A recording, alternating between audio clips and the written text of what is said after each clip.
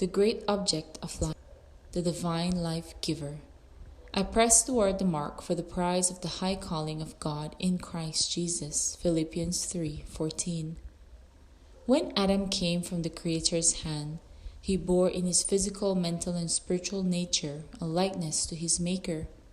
God created man in his own image, and it was his purpose that the longer man lived, the more fully he should reveal this image, the more fully reflect the glory of the Creator.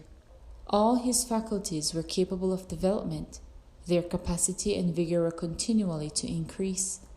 Vast was the scope offered for their exercise, glorious the field open to their research.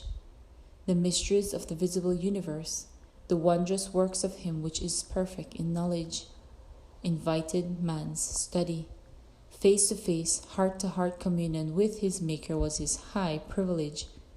Had he remained loyal to God, all this would have been his forever. Throughout eternal ages, he would have continued to gain new treasures of knowledge, to discover fresh springs of happiness, and to obtain clearer and yet clearer conceptions of the wisdom, the power, and the love of God. More and more fully would he have reflected the Creator's glory. But by disobedience this was forfeited. Through sin the divine likeness was marred and well nigh obliterated. Man's physical powers were weakened. His mental capacity was lessened, his spiritual vision dimmed.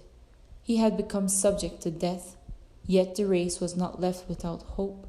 By infinite love and mercy the plan of salvation had been devised, and a life of probation was granted, to restore in man the image of his Maker, to bring him back to the perfection in which he was created, to promote the development of body, mind, and soul, that the divine purpose in his creation might be realized. This was to be the work of redemption. This is the object of education, the great object of life. To honor Christ, to become like Him, to work for Him is life's highest ambition and its greatest joy. A devotional by Ellen G. White, The Faith I Live By. May God bless you. Maranatha.